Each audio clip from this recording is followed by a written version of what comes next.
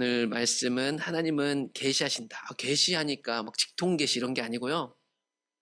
계시라는 거 알리신다는 거예요. 하나님 그분 자신밖에 모르는 거. 우리가 아무리 알려줘도 죽었다 깨놓고 공부하고 머리를 싸매도 알 수 없는 거. 그거를 보여주신다는 게 계시라는 뜻이에요. 이거 뚜껑을 열다 뭐 이런 뜻이거든요. 그러니까 우리가 알 수 없는 것을 하나님은 알려주시는 분이다. 하나님 왜 알려주시는가? 하나님이 알려주시는 것은 우리를 그 하나님과의 사랑의 관계로 인도하도록 계획되어 있습니다. 계시라는 말이 너무 오용되고 잘못돼가지고 딱 들으면 오해가 맞는데 우리가 알 수 없는 영역의 것들을 하나님이 알리심으로 결국 그걸 통해서 뭐 다른 사람한테 장풍 쏘고 막 예언기도 해주고 이러라고 준 게 아니고 하나님이 알게 해주심은 나와 하나님과의 사랑의 관계로 초청하심이라. 이 사랑의 관계로 다른 사람을 섬기는 건 맞지만 그 사람 위에 군림하는 것은 잘못된 계시를 받은 것 아닐까 생각해 보셔야 됩니다. 하나님의 알려주심은 하나님과 나와의 개인적이고 긴밀한 사랑의 관계로 초청하시려고 그렇게 하는 거래요. 하나님은 우리에게 말씀하십니다. 여러분 지난 또 2, 3일 사셨잖아요. 여러분들이 사시는 환경은 어떠세요? 사람마다 다르잖아요. 자기 직장의 삶이. 이제 여러분들도 목사의 삶은 어떨까 막연하게 생각하지만 저랑 24시간 안 있어 보니 잘 모르시잖아요. 저도 여러분들이 살고 있는 직장에 대해서 대충 감은 잡지만 어떤지 몰라요. 그래서 되게 궁금해요. 저는 이제 어떻게 보면 저도 여기가 직장인데 뭐 일반 세상 직장하고 좀 다르죠. 왜냐하면 여기에서는 신앙 안에서 저한테 이득이 되고 어떻게 보면 봐주시는 영역들이 있는 것 같고 세상이란 곳은 우리가 믿음을 갖고 거기서 생활하려고 해도 그게 어떻게 보면 허용이 안 되는 부분들이 있고 그래서 사실 세상에 사는 게 훨씬 더 어려울 수 있겠다고 저는 생각해요. 저도 똑같이 세상에 살고 있지만 제가 성도님들을 존경하는 이유는 뭐냐면 믿음을 가지고 저 일터에서 몇십 년간 일을 하고 가정을 지켜오고 한다는 게 되게 멋있어요. 그래서 저는요 그 직장에서 일하는 성도님들 어디 멀리서 보면 되게 멋있거든요. 그분들은 힘들지 모르겠지만 그러면 그분들의 일상 속에서 하나님은 무슨 말씀하셨을까 저는 되게 궁금해요. 여러분 다 직장이 있잖아요. 나름 또 가정 환경이 있고 일상들이 다르잖아요. 거기서 하나님 말씀하시잖아요. 뭐라고 말씀하셨어요? 월요일, 화요일 벌써 수요일인데. 그리고 하나님은 그때마다 매번 말씀하시는 걸 우리가 다 알아듣지 못하겠지만 그때마다 하나님 무엇을 알려주고 계실까? 성경 전체를 통해서 볼 때 하나님이 말씀으로 주로 우리에게 알려주시는 것은 이런 거예요. 하나님 그분 자신이 어떤 분인지, 그분의 목적이 무엇인지, 하나님의 방식이 뭔지 이런 것들을 드러내세요. 그러다 보니까 사실 이거 되게 특별하지 않은 거 아세요? 이게? 하나님이 오셔서 보통 우리에게 말씀하신 게 뭐냐면 내가 너 사랑한다 이런 거예요. 내가 있는 자리가 막 불평스럽고 한데 괜찮아 잘할 수 있어 뭐 이런 거예요. 이런 얘기 사실 아무것도 아니잖아요. 그쵸? 아무것도 아닌데 그 하나님 오셔서 그 말을 하면 그게 수용이 돼요. 그쵸? 하나님 사랑하신다 하면 저렇게 힘들게 하는 우리 직장 상사가 너무 힘들어서 진짜 때려치고 싶은데 하나님 내게 오셔가지고 야 아무개야 내가 널 얼마나 사랑하는지 알아? 이 얘기를 하는데 저 사람이 안아지는 거죠. 이상한 거예요 이게. 되게 이상한 거. 그러니까 하나님이 우리에게 말씀하시는 거 되게 특별한 거 아니에요. 야 이번에 로또를 살 때 몇 번을 사라. 이번에 직장 여기가 좋다. 이런 걸 알리시지 않는다고요. 하나님은 하나님 그분을 가르치시고 그분이 원하시는 뜻이 무엇인지 알려주시고 그 길을 가는데 어떤 방식으로 해야 되는지를 알리시는 분이다. 먼저 하나님은 그분 자신을 알려주시는 분이다. 그래서 오늘 창세기 17장에 보시면 하나님이 아브라함에 나타나서 자기가 누구인지 자꾸 가르쳐 주세요. 야, 나는 전능한 하나님이다. 이건 뭐냐면 나는 무엇이든지 할 수 있는 하나님이다 라는 거예요. 이 뒤에 가보면 왜 이렇게 하나님은 자기를 알리는가에 대해서 좀 설명을 해볼게요. 일단 생각해보면 아브라함이 지금 99세 때인데요. 86세 때 나오잖아요. 이 사람이 76세죠. 그러니까 이미 한 20년 여기 사는 거예요. 20년을. 근데 하나님이 아브라함 데리고 나올 때야 내가 너로 말미암아 네 자식들이 많아질 거라고 했는데 이때까지 아들이 없잖아요. 자기 정식 아들이. 예? 그런 상황에서 하나님이 나는 무엇든지 할 수 있는 하나님이다라고 자기를 나타내셨어요. 모세에게는 어떻게 나타나셨는가? 출애굽기 3장 6절에서 이제 도망자 모세로서 약 40년 동안 이제 목자 생활하고 있는 모세에게 80세 모세에게 하나님 나타나셔서 나는 네 조상들의 하나님이다 이렇게 얘기를 해요. 그러면 모세 저기 고리적 조상이 아브라함부터 이삭, 야곱으로부터 들어왔던 그 전설의 하나님이다라고 모세에게 하나님이 자신을 드러내셨습니다. 그리고 출애굽기 3장 14절에 가보면 계속해서 하나님이 나는 어떤 분이냐라는 걸 자기 존재를 드러냈는데 나는 스스로 있는 자다. 이 스스로 있는 자다라는 뜻에 이제 전능성이 들어가 있거든요. 나는 설명이 필요 없는 하나님이다. 나는 나 스스로를 증명할 수 있고 다른 사람에 의해서 증명받을 필요가 없는 존재다라고 설명하는 거거든요. 지금 하나님은요 모세를 통해서 출애굽이라는 엄청난 일을 해내는 거예요. 성경을 보면 출애굽이 되게 쉬운 것 같지만 엄청난 거죠. 도망자 출신 한 사람이 하나님과 함께 장정만 60만 명을 한 나라에서 끌어내서 새로운 나라를 만든다? 말도 안 되는 일이죠. 그 일들에 앞서 하나님은 내가 어떤 하나님인지를 모세에게 알리셨어요. 레위기 19장에 가보면 레위기는 주제가 얘들아 나는 거룩하니 너희도 거룩해라 이 주제잖아요. 그러면서 하나님이 자신을 가리키기를 나는 거룩한 하나님이다. 세상에 없는 하나님이에요.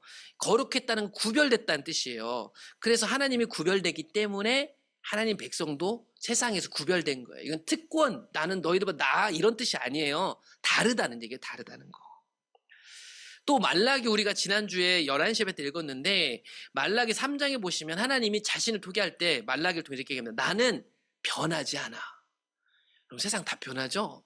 사람들 변하잖아요. 근데 하나님은 변하지 않는데 이게 무슨 뜻이냐면 그분의 신실하심을 말하는 거예요.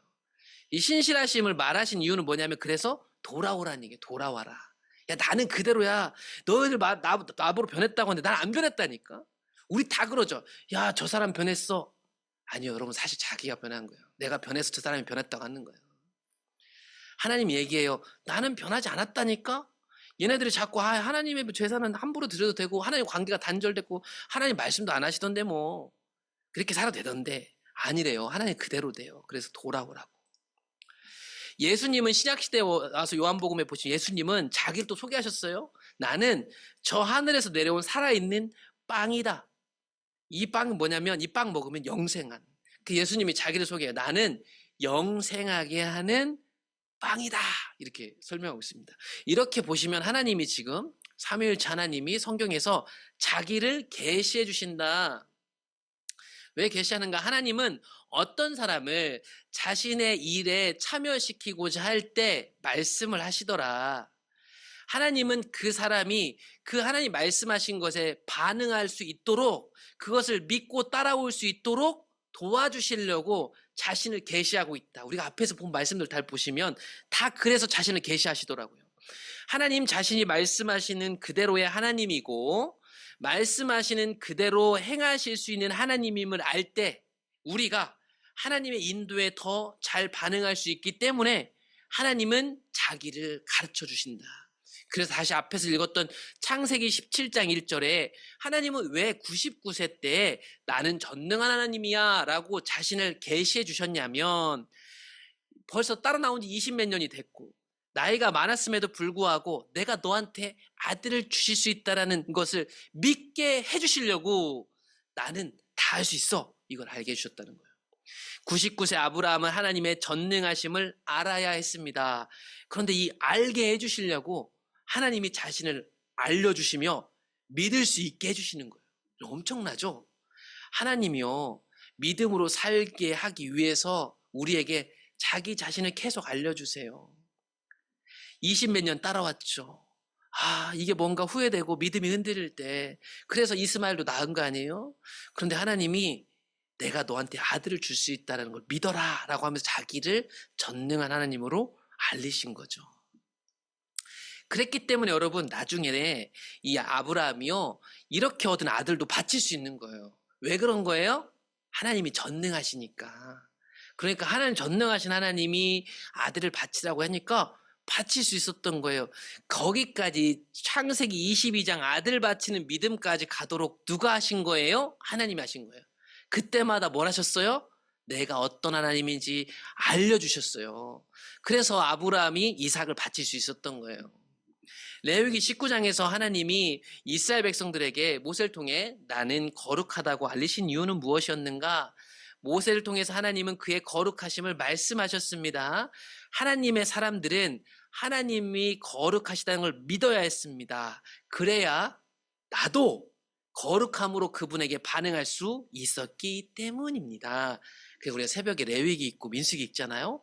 이때 이 거룩함 때문에 막 초반에 죽어가 나간 사람이 많아요. 막 그것이 참 무섭게 느껴지만 무서운 게 아니고 하나님이 거룩하시다는 것을 레위기를 통해 충분히 가르쳐 주심으로 너희들도 거룩하다는 것을 알려주시는 거예요. 여러분 그렇게 하잖아요. 우리는 사실은 나에 대해서 되게 조그맣게 생각하고 왜곡돼서 생각할 때가 많아요. 아 나는 거룩하지 않아 라고 하면서 막 살려고 그래. 아니에요.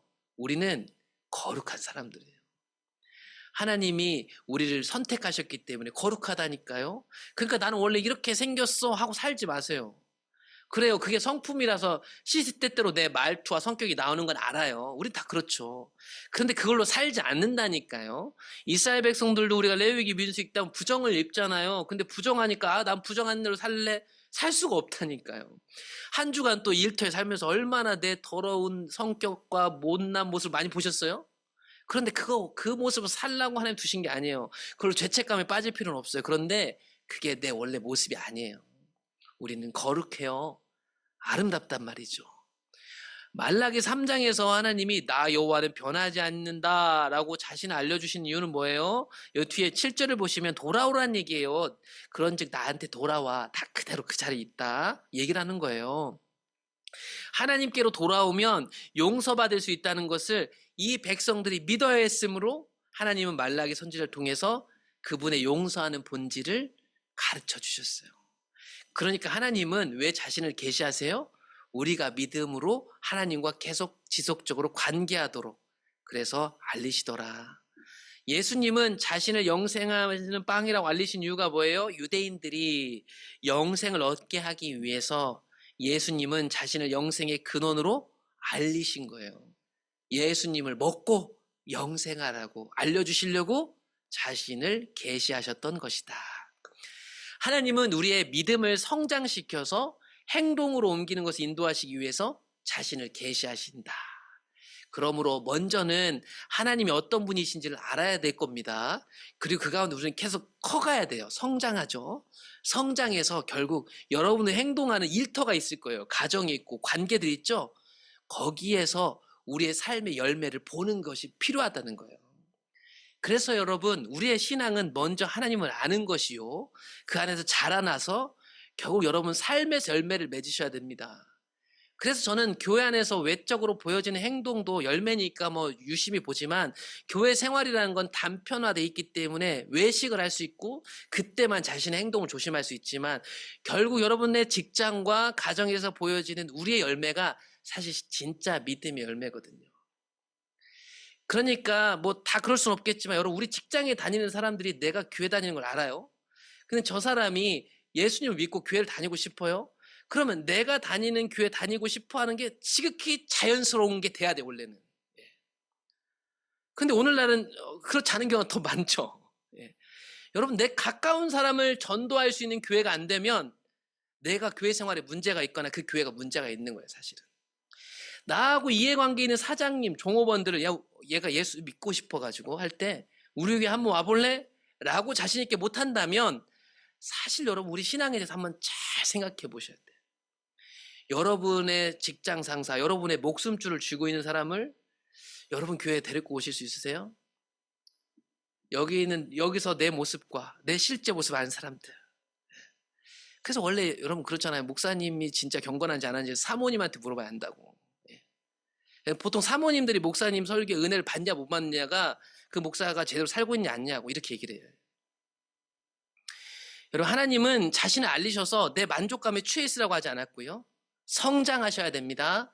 그래서 여러분 일터와 가정에 꽃을 피우고 열매를 맺으셔야 됩니다.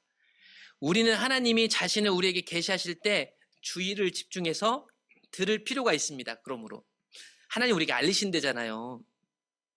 근데 아무것도 안 하면서 그냥 들려지겠지. 이건 이상한 거예요, 이게. 이렇게 중요한 건데, 말씀하시면 듣고 안 들리면 말지 뭐. 그렇게 소리내서 못 하시는 뭐 하나님 있어? 이렇게 치고 하는데 그러면 안 되죠. 우리의 타락함으로 인해서 못 듣는 건데. 그러니까 하나님 우리에게 늘 말씀하실 테니까 항상 지위를 집중해서 볼 필요가 있어요. 누가 날 힘들게 하잖아요. 그럼 힘들게 하는 사람, 제가 내 상식으로 이렇게 하면 안 되는데라고 생각하지 마세요. 이 힘듦을 통해서 하나님 무슨 말씀을 하시지? 한번 생각해 볼 필요가 있어요.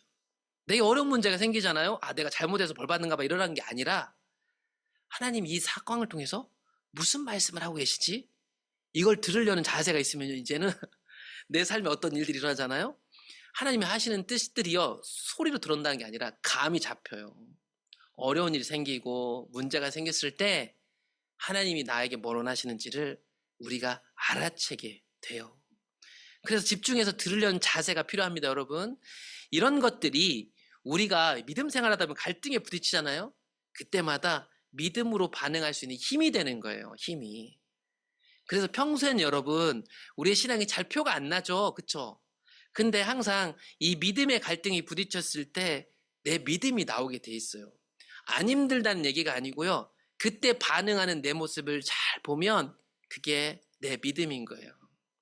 우리는 하나님이 말씀하시는 그대로의 하나님이심을 믿어야 돼요. 여러분, 우리가 재단하면 안 돼요. 내가 옛날에 해봤더니 이렇게 하지 마시고 지금 현재 하나님이 나에게 감동하시고 말씀하시는 그대로 그 모습의 하나님이신 거예요. 하나님이 크잖아요. 크시단 말이에요. 그래서 그동안 과거에 봤던 그 주님도 주님이 맞아요. 그런데 오늘 내가 새롭게 만난 그 주님도 주님이란 말이에요. 그런데 우리가 과거에 매 있으면 내가 옛날에 만났던 주님을 30년 넘게 똑같은 모양으로 형상화시켜 놓는 거예요. 그래서 하나님, 항상 주님은 내가 이런 방식으로 할 때 이렇게 일했어. 하나님을 내 마음에 가두는 거죠. 하나님은 우주보다 크잖아요.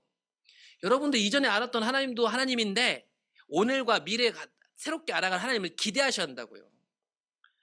하나님은요, 우리 법칙이 아니에요. 살아계신 분이잖아요. 그래서 날마다 더 새로운 하나님을 알고 더 깊어져 가는 거예요. 우리는 하나님이 하신다고 말한 대로 하실 수 있는 분이심을 믿어야 합니다. 여러분, 이거 진짜 믿으세요? 하나님이 말씀하신 대로. 하나님, 내 기도하고 말씀에 감동을 주셨어요. 그리고 내 기도할 때 하나님이 이걸 하실 거라는 감동을 주셨어요. 그러면 그렇게 하실 수 있는 분이다! 라는 것을 믿는 것이 믿음이다. 허황되라는 게 아닙니다. 하나님 이거 하실 수 있는데 맞잖아요. 우리는 우리의 생각을 이런 믿음의 기초에서 조정해야 돼요. 여러분, 우리가 조정하는 거예요. 이 믿음으로. 이거 저절로 오는 게 아니라니까요. 내가 조정해야 한다고. 조정하려면 힘들어요. 잘 안 돼요. 실수를 해요. 수고가 필요하다니까요. 그 수고는 뭔지 모르겠어요. 예전에는 이 수고를 그냥 아주 단순화시켜줬죠. 여러분, 새벽 예배 빠지지 마세요. 모든 예배 빠지지 마세요. 교회 생활 봉사도 해보세요. 이렇게 했죠. 그것이 여기 들어갈 수는 있겠어요. 근데 그건 너무 단순해요. 여러분 30, 40년 동안 그렇게 해보셨잖아요. 그런데 지금 믿음도 살아있는 믿음으로 생동감이 있어요? 이 조정이라는 걸 좀 더 확장해 보세요. 내 성격, 성품, 여러 가지들을 하나님 말씀하신 대로 조정해 보려는 자세가 필요하겠어요. 하나님을 의지하면 하나님 말씀하시는 그대로의 하나님을 보여주실 거예요. 그러면 우리는 순종해야 됩니다. 참 어려운 얘기죠. 여러분, 요즘 부모 말도 순종 안 하고 서로가 서로에게 순종보다는 내 생각이 중요한 개인주의잖아요. 이거 진짜 심각하잖아요. 이걸 어떻게 바꾸겠습니까? 우리가 못 바꾸죠. 개인주의인 애들 데려다가 때려서 가르쳐요? 저는 그렇게 할 수 없다고 생각해요. 성도들 다 나름의 자기 기준을 가지고 주일 예배도 그렇고 주일 성도도 다 자기가 갖고 있는 소견에 따라서 하는데 주일 성수 해야 됩니다. 11조 합니다. 이렇게 가르친다고 하겠습니까? 그게 못해요. 그러면 어떻게 해야 되죠? 내가 이런 자세로 사는 것밖에 없어요. 다른 사람 이렇게 만들려고 하지 말고 다른 사람 다 그렇게 살 거예요. 그런데 내가 갖고 있는 믿음으로 살아가는 한 사람 한 사람이 새로운 길을 여는 거예요. 그러니까 여러분, 다른 사람 바꾸려고 하지 말고 내가 먼저 바뀌면 내가 바뀐 나를 통해서 자연스럽게 다른 사람이 바뀌어가는 거예요. 그러니까 다른 사람이 이렇게 하니까 저렇게 했다 얘기하지 마세요. 당신은 왜 그러냐 하지 마세요. 내가 어떻게 하고 있냐가 훨씬 중요해. 이제는 많은 사람들이 어떻게 가느냐보다 내가 어떻게 순종할 것인가. 그러니까 저는 막 순종을 강요하고 싶지 않아요. 각자의 분량이 있거든요. 제가 저 사람의 분량을 마음까지 다 알 수가 없어요. 그런데 중요한 건 저는 순종할래요. 저에게 주신 분량 안에서 저에게 주신 생명과 시간이잖아요. 그거를 순종하고 싶은 거예요. 성도님들도 그렇게 하셔야 돼요. 제 눈치 볼 필요 없고 내가 갖고 있는 직분 때문에 눈치 보지 마세요. 그저 내게 주신 믿음 안에서 하나님 앞에 순종해야 돼. 그게 세기를 여는 거예요. 우리가 순종할 때 하나님은 우리를 통해 자신의 일을 하시고 자신이 말씀하시는 그대로의 하나님임을 보여주실 것입니다. 그러므로 여러분, 순종하는 사람만 하나님이 하시는 일을 볼 수 있는 거예요. 순종하는 사람만 내게 말씀하시는 그대로 되는 것을 아는 거예요. 오늘날도 이렇게 아는 사람들이 있어요. 그런데 많지가 않아요. 그런데 교회마다 이런 사람들이 1명, 2명 늘어나면 그 교회에 나의 순종을 통해서 나에게 말씀하신 그대로가 이루어짐으로 가정이 바뀌고 교회가 바뀌고 다음 세대가 바뀌는 기적이 일어나는 거예요. 기적이. 그런데 우리는 순종하려고 하기보다는 다른 사람들을 다 순종시키려고 프로그램을 필요로 하는 거예요. 훈련을 필요로 한 거예요. 그것도 필요한데 내가 먼저 순종하기보다 우리 다 똑같이 학교 교육 하듯이 딱 앉혀놓고 순종 교육을 받고 싶은 거예요. 그런 걸로 바뀌지 않는다니까요. 우리가 각자가 우리 가운데 일하시는 하나님 만나고 그 하나님께 기도하면서 내가 있는 영역을 바꿔가면 교회도 바뀌고 가정도 바뀌고 일터도 속회도 목장도 바뀌는 거예요. 여러분, 이제 이런 분들이 필요해요. 목장을 좀 바꾸어서 섞으면 나아질까요? 여러분, 새로운 위원회를 한번 바꿀까요? 이런 것들이요, 결국엔 그 안에 있는 한 사람을 통해서 바뀌는 거예요. 목장이 이렇게 유명무실해졌어요?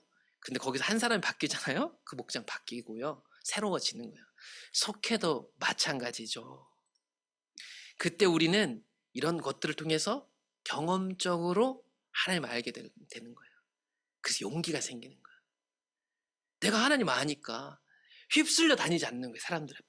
여러분, 신앙생활 하면 진짜 많이 휩쓸리지 않아요? 그렇잖아요. 막 휩쓸려 다니는 게 진짜 쉽다니까요. 그런데 경험적으로 하나님 아는 사람은 중심이 탁 고자요. 심지가 굳죠. 다른 사람을 살려요.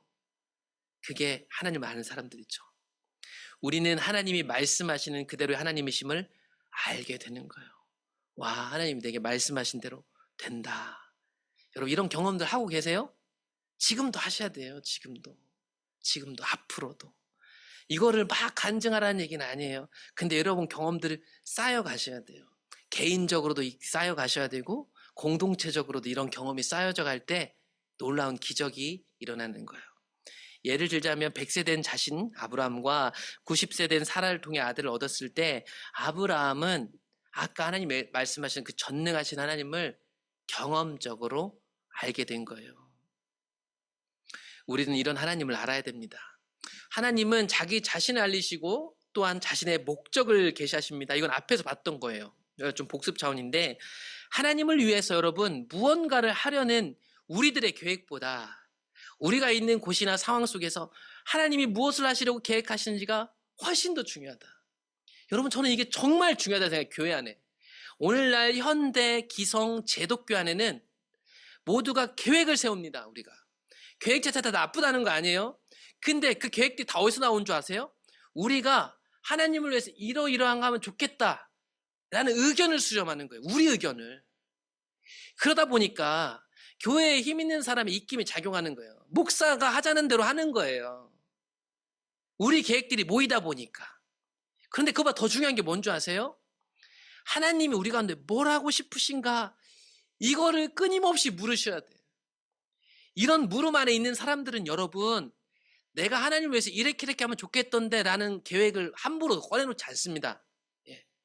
자기 주장을 함부로 하지 않아요. 왜 그러냐면 하나님이 무엇을 하시려는 게 훨씬 더 중요하니까. 하나님 우리 교회에 어떤 일을 하시고 싶은데 내가 어떤 계획을 함부로 얘기했다가 이게 마치 하나님의 계획처럼 될까봐 조심스럽게 돼요. 그래서 기도하고요. 어떤 의견을 내놓고도요. 항상 여유 공간을 남겨놓는단 말이에요. 왜냐하면 우리를 하나님 어떻게 인도하실지 모르니까. 우리 그동안 앞에서 봤던 게 복습이니까 넘어가자면 노아에게 하나님 홍수 심판하실 때요. 노아야 내가 앞으로 어떻게 할 테니까 네가 어떤 준비를 세워봐라 하지 않았어요. 하나님은 자신이 할 일을 정확하게 계시하셨어요. 내가 멸망시킬 테니까 이게 내 계획이니까 내 목적이니까 너는 방주만 만들면 돼. 그러니까 노아는 이때 자기 생각이 필요 없어요. 여러분. 노아가 해야 될 일은 뭐예요? 방주를 만들어야 돼요. 이때부터는 하나님 아이고 좀 기한을 주시죠. 방주를 며칠까지 만들까요? 이런 거는 노아가 결정할 게 아니라니까요. 하나님이 방주를 만들라고 했으니까 그때부터는 하나님 말씀하신 대로 이런 거 갖다가 방주를 만들기 시작하는 게 노아가 할 일이었어요. 아브라함도 마찬가지죠. 야, 너의 배경이 있는 고향층 저 아버지를 떠나라. 지금까지 쌓아온 내 커리어를 다 버리래요. 처음부터 다시 시작. 내가 여기서 이 직장까지 오는데 쌓은 내 경력 이런 걸 다 버리고 새롭게 시작하는 거예요. 새롭게. 하나님 그렇게 얘기하셨어요. 하나님 저한테 잠깐 이 커리어를 잘 정리하고 이 다음으로 갈 수 있는 직업 훈련을 받을 시간 주십시오. 저기서 좀 적응할 시간 주십시오. 이런 게 통하지 않아요. 하나님의 계획 가운데 가라. 모세에게도요, 하나님이 모세 40년 동안 도망자 생활에서 80세 노인에다가 목자인데, 야, 쟤네들 데리고 가서 건전해서 이집트에서 구원해내는 게 내 목적이다. 계시하시죠? 모세가 어떤 틈이 들어갈 공간이 없어요. 하나님, 제가 지금 80세라 저는 안 되겠고, 저기 저 젊은 사람 저 소가 좀 할까? 이런 게 안 통했단 말이죠. 소돔 멸망을 계획하신 하나님이 아브라함에게 이런 계획들을 알리셨습니다. 창세기 18장에 보면 소돔과 고모라를 멸망할 때 아브라함한테 이걸 알리시죠. 하나님은 자신의 목적과 계획, 비밀을 자기 사람들에게 알리시더라. 그래서 아모스 3장 7절에 보면 여호와께서는 자기의 비밀을 그종 선지자들에게 보이지 아니하시고는 결코 행하심이 없으시리라. 그러므로 하나님은 자기 백성들에게 하나님의 계획을 알리신다. 자신의 목적을 알리신다. 그러면 그 알리시는 목적에 어떻게 해야 될까? 순종할 수밖에 없는 게 하나님의 백성의 특징이다. 잠언 19장에 보면 이렇게 얘기합니다. 사람의 마음에는 많은 계획이 있어도 오직 여호와의 뜻만이 완전합니다. 얘기를 해요. 그러므로 하나님이 우리에게 알리시는 목적, 그 뜻에 따라 조정하는 것이 우리의 일이다. 그래서 하나님은 자신을 계시하시고 자신의 목적과 뜻을 계시하신다. 그런데 여러분, 안타깝지만 제가 비판하는 게 아니고 그동안 우리가 신앙생활 했던 걸 한번 면밀히 한번 쫙 들어가 보라고요. 그동안 있잖아요. 우리는 하나님의 뜻이 뭐지 하면 막 뜬구름 잡는 것 같았어요. 이거 견디지 못해. 하나님의 뜻이 뭐지? 하고 잠시도 못 기다리죠. 그리고 대부분 계획들을 쏟아내요. 작년에 이렇게 했으니까 이렇게 합시다. 옛날에 이렇게 하니까 좋던데요. 저 교회 이렇게 하니까 잘 되던데요. 그래서 우리가 뭘 하냐면 다 교회가 똑같아진 거예요. 교회가 차를 사서 시내를 도니까 다 차들을 사기 시작했죠. 교회가 또 건축을 하기 시작하면 다 건축을 하기 시작했죠. 교회가 보면 다 모양도 비슷해요. 음향도 다 비슷해요. 이게 뭐냐면 하나님의 뜻보다는 사람의 많은 계획들이 앞서 있다는 거예요. 저도 인정하고 싶지 않지만 여러분, 저도 지금 목회한 지가 10수년이 지났잖아요. 그 교회 안에 저도 있었어요. 저도 거기 같이 있었고 그렇게 살아왔던 사람 아니겠어요? 그러니까 우리가 인정을 해보자는 거예요. 우리가 진짜 하나님의 뜻을 구하고 민첩하게 기민하게 반응해봤을까? 늘 하던 걸 안 하면 성도들이 왜 안 하냐고 욕할까 봐 눈치 봐. 책임을 맡은 사람 안 할 수도 없고 할 수도 없고, 또 밑에 있는 사람들은 어린아이 우는 아이처럼 하네 안 하네. 자기도 그 가운데서 하나님의 뜻을 구하는 게 아니고. 우리가 이러다 보니까 서로 눈치만 보고 안 해야 될 것들을 하고 꼭 해야 될 건 또 안 해요. 왜냐면 말 나올까 봐. 이거 하면 좋겠는데 에이, 안 하게 되죠. 너무 힘들어요. 그 제독교회는 우리가. 왜냐면 이 앞에 사람의 계획이 너무 익숙해져 있어가지고 하나님 뜻을 따라가는 법을 잘 몰라요. 안타깝지만. 나는 알고 당신들은 몰라, 이 뜻 아니에요. 우리가 함께 하나님의 뜻을 분별하고 움직이는 법을 잘 모른다고요. 그 지금 하고 있는 게 뭐예요? 우리가 함께 하고 있는 게 이런 하나님을 알아가는 중에, 그래서 하나님을 알고 사랑하기 시작해야 그분의 계획과 뜻도 보일 거 아니에요. 그렇죠? 그러니까 지금은 그전에도 하나님 사랑했던 거 알아요. 근데 하나님을 더 사랑하고 더 알아가면서 이제 하나님을 충분히 빨리 알으셔요. 하나님 제발 좀 알게 해주세요. 간절해지세요. 그래야 이 다음으로 나갈 거 아니에요. 그렇죠? 이 다음으로 갈 수 있단 말이에요. 시편 34편에 보면 여호와께서 나라들의 계획을 폐하시며 민족들의 사상을 무효하게 하시는도다.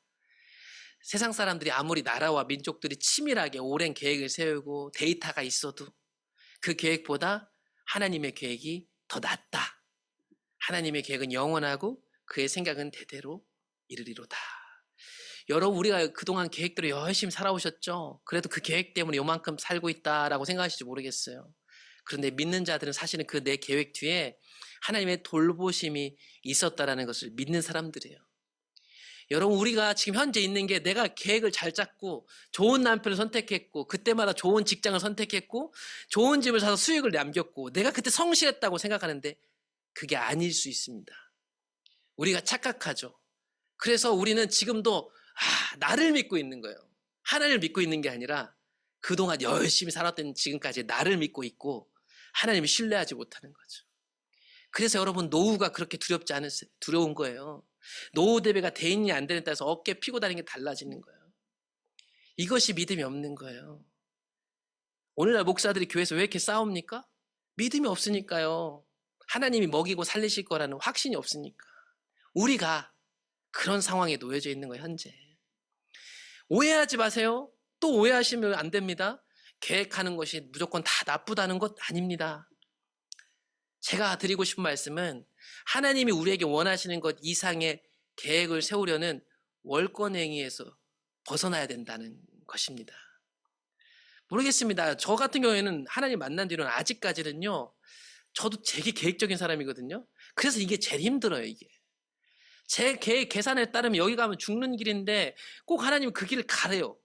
그러면 그 길을 가라는 마음을 주시면 거기다가 제가 도전을 하잖아요. 그러면 그게 안 됐으면 좋겠는데 꼭 돼요. 제 상황은 지금까지 그랬어요. 여기까지는. 그게 저도 사실 너무 힘들어요. 그런데 그게 하나님 따라가는 삶인 거예요. 요즘 사람도 얼마나 30년, 40년 계획을 세워요? 30년 할부로 아파트를 사고 5년 할부로 차를 사요. 야, 그 계획, 우리의 계획, 그게 우리 계획이거든요. 얼마나 용기 있는지 모르겠어요. 내가 40년 저 집을 내가 내 걸로 만들 수 있다는 믿음 말이죠. 하나님은 믿지 못하는데 내가 세운 계획, 세상이 이렇게 계획대로 살면 괜찮습니다. 인터넷 바꿀 때 됐잖아요. 3년 하면 어차피 인터넷 계속 할 텐데 바꾸면 40만 원 준대. 안 바꾸는 게 바보죠. 그게 세상 시대 정신인 거예요. 그거를 믿고 사는 건 상식인데 믿음으로 살라는 것은 너무 무모하다고 생각해요. 그러니까 교회 다닐 이유가 없죠, 여러분. 세상 사람들 교회 왜 다녀요? 교회에서 다니는 사람들 다 그렇게 사는데. 그러므로 여러분, 언제라도 원하시면 하나님 우리의 계획에 간섭하시고 나의 진로를 조정하시도록 허락하는 자세가 필요하다. 오늘날 성도들요, 이런 자세로 있으면 눈물깨나 흘리실걸요?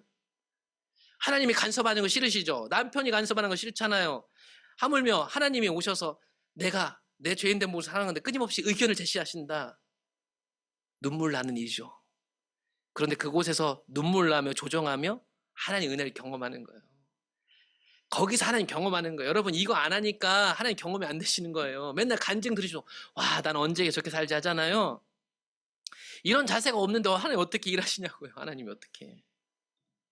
하나님께서 원하시는 시간에 우리에게 말씀하시는 것을 항상 들을 수 있도록, 그래서 가까운 관계를 유지하는 거예요. 여러분, 하나님과의 친밀한 교제는 어떤 프로그램이 아닙니다. 이건 하나님께 늘 들으려고 이 관계를 맺는 거고, 늘 들으면 하나님은 내 생각 말고 하나님 생각을 피력하실 거예요. 그러나 그것에 순종하는 것은 나한테 맡기십니다. 야, 나에게 어떤 마음을 부어주시죠? 근데 그것을 할 것인가 말 것인가는 여러분의 자세, 여러분의 순종 문제예요. 그래서 하나님과 가까워지려는 거예요. 제가 툭 까놓고 얘기하잖아요. 오늘날 성도들이 왜 하나님과 안 가까워지려고 하는 줄 아세요? 간섭받기 싫고 조정받기 싫고, 그래서 혹시 내 시간이나 재정이나 자존심 같은 거를 다른 사람을 위해서 쓰게 할까 봐 두려운 거 아니에요? 솔직히 그런 거 아니에요? 제가 볼 때는 이건 제 생각에 틀릴 수 있어요. 저는 오늘날 성도들이 하나님을 경험하지 못한 이유가 그거에 있다고 생각해요. 남편을 위해서, 자식을 위해서, 옆에 있는 교회를 위해서, 성도를 위해서 희생하지 않는 시대 속에 살고 있는데 하나님, 보이지 않는 하나님한테 어떻게 희생하겠어요? 또한 하나님은요, 자신의 방법을 알려주십니다. 우리는 타락한 본성이 항상 자기 길로 가게 돼 있다고 이사야 53장의 종의 노래에 보면 이렇게 돼 있어요. 우리는 다 양 같아서 자 그릇 행하여 각기 제 갈 길로 간다. 타락한 본성은요, 항상 다 자기 길로 가요. 저 이렇게 설교하고도요, 제가 가는 길로 마음이 더 빨라요. 우리 다 그래요, 다. 예. 그래서 하나님의 방법을 보여주시는 게 우리에게 너무 필요한 거예요. 마태복음 14장에 보면 오병이어 사건 때 있잖아요. 잘 보시면 예수님 따라다녔단 말이에요. 이 제자들 엄청난 거 다 경험했잖아요. 예수님 죽은 자 살리고 병자 고치고. 그런데도 이 제자들이 이 광야에서 예수님이 딱 설교해서 사람들 5,000명 모였는데 예수님한테 이렇게 얘기하죠. 이 사람들 배고프대요, 예수님. 이 사람들 빨리 보내갖고 식당에서 밥 한 끼씩 사 먹고 오게 해야겠습니다. 이게 예수님 따라 듣던 제자들의 생각과 방법, 길이었어요. 그런데 하나님이신 예수님이 얘기하죠. 아니, 너희가 먹을 것을 줘라. 여러분, 이 갭이 얼마나 큽니까? 이 거리감이 얼마나 커요? 하나님이 생각하는 방법하고 우리가 생각하는 방법이 이렇게 거리감이 이렇게 있는데, 우리는 우리끼리 머리 싹 싸매고 하나님의 뜻을 구하지 않고 그동안의 데이터를 쫙 뽑고 우리들 각자의 소견을 딱 뽑고 그런 사람들끼리 모여가지고 교회 계획을 짜고 있는 거예요. 이거 진짜 무서운 일 아닙니까? 이렇게 차이가 있는데 그동안 우리가 했던 일들을 한번 잘 점검해 볼 필요가 있겠어요. 하나님의 계시는 나를 하나님과의 사랑의 관계로 인도하도록 계획되어 있으며, 오늘 정리하는 거예요. 하나님의 계시는 나를 그분과의 관계로 인도하도록 계획되어 있다. 하나님은 우리의 믿음을 성장시켜 주시려고 자신을 계시하십니다. 하나님이 자신의 목적을 계시하심으로 나는 그분의 일을 하는 것입니다. 하나님의 그분의 길을 보여주심으로 나는 그분의 목적을 이룰 수 있습니다. 하나님은 이렇게 우리에게 알려주시는 분이다. 여러분, 수요 예배 듣는 거, 주일 오후 예배 듣는 거 좀 어려우시죠? 이제 사실 내용이 어렵다기보다는 이게 뭐지? 어떻게 보면 이해는 되는데 그게 뭔지 실체가 잘 안 잡히실 수 있을 것 같아요. 그래서 오해도 하실 수 있고 제가 많이 책망한다고 생각하실 수도 있는데 그게 아니고요. 우리의 신앙에 대해서 얘기하고 있는 거예요. 여러분, 들으시고 남는 것 잘 하나하나지만 돌아가셔서 여러분 가정에서 잘 찾아가시고 하나님 말씀하시는 걸 듣고자 하는 자세가 있다면 그분은 반드시 그분의 마음을 알게 해주시고 계시하시는 분이다. 알려주시는 분이다. 그 하나님을 남은 또 일주일 동안 많이 알아가시기를 축복합니다.